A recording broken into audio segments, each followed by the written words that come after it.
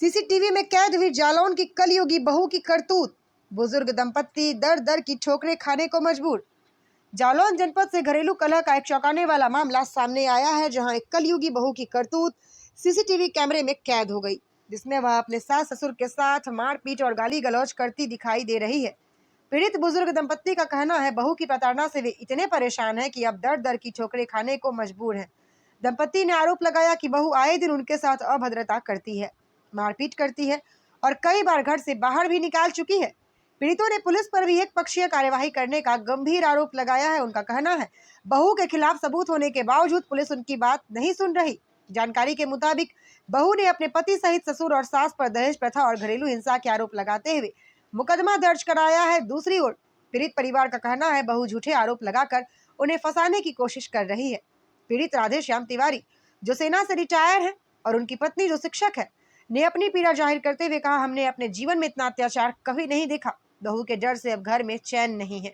यह पूरा मामला उड़ाई कोतवाली क्षेत्र के जालौन रोड स्थित कालिदास महाविद्यालय के पास का बताया जा रहा है।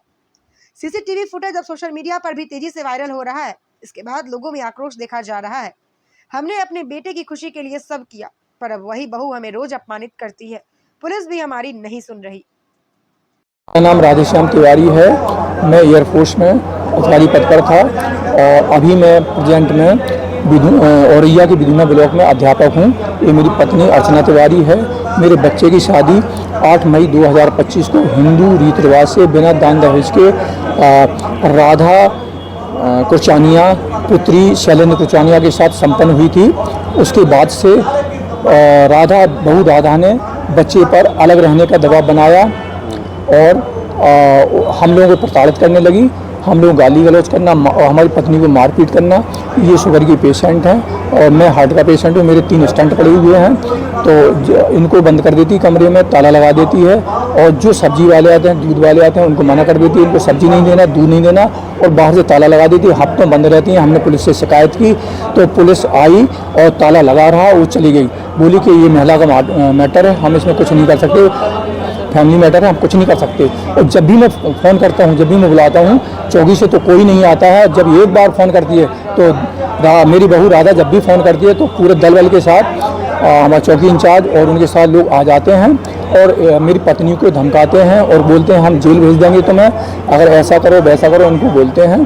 तो मेरी बहू जो राधा इतनी क्रूरता कर रही है कि मेरा रहना मुश्किल हो गया। 2 महीने से मैं और मेरे बच्चे घर में नहीं आ पा रहे हैं। वो बोलती है कि मैं कोई भी एलिगेशन लगा दूंगी, जैसे रैप है, छेड़खानी है, ये मुकदमे सब लगा दूंगी और जीवन बर्बाद कर दूंगी।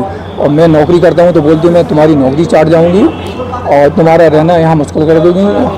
और मेरा बड़ा बेटा और मैं और छोटा बेटा भी नहीं आ पा रहे हैं और मैं अपने घर में किसी को बुला नहीं पाता हूँ। मैं अपने घर का कोई काम नहीं करा सकता हूँ। मैं घर का क्या चाहते हैं? पुलिस से शिकायत है या किससे शिकायत? मैंने पुलिस से शिकायत की है। मैं कप्तान साहब से मिला हूँ, तो कप्तान साहब ने मुझे डायरेक्ट किया था, एप्लीकेशन दी थी, तो उन्होंने जेल चौकी भेज दी। जेल चौकी वालों ने मुझे बुलाया कि भाई देखो यहाँ से मैं कुछ नहीं कर सकता हूँ, ये फैमिली मैटर है। उन्होंने लिखा लिया कि नहीं, पुलिस से कोई दिक्कत नहीं, मैंने साइन कर दिया। अभी मैं पुलिस से चौकी इंचार्ज से कई बार मिल चुका हूँ, मुझे आश्वासन ही देते हैं और कुछ होता नहीं है। और ये बहू बोल रही थी, इनको गाली दे रही थी। 18 तारीख का ये वाक़या है। अभी 18 अक्टूबर की वाक़या है। तो उसने एक ग्रिल काटना, उससे कटर मशीन से, लोहे से उसने गेट काटना चालू कर दिया।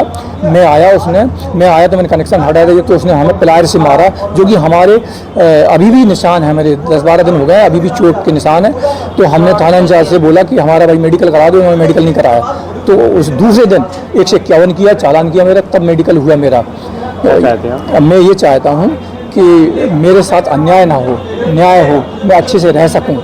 मैं ये चाहता हूँ मैं अपने घर में अच्छे से आ जा सकूं, रह सकूं और मेरी बात सुनी जाए। मेरी बात नहीं सुनी जा रही है, एक तरफा होता है। अगर मुझे कुछ होता, मेरी फैमिली कुछ होता, तो इसकी पूरी जिम्मेदारी मेरी बहू राधा और इसके परिवार की एवं प्रशासन की होगी, क्योंकि मेरी कोई सुनाई नहीं हो रही।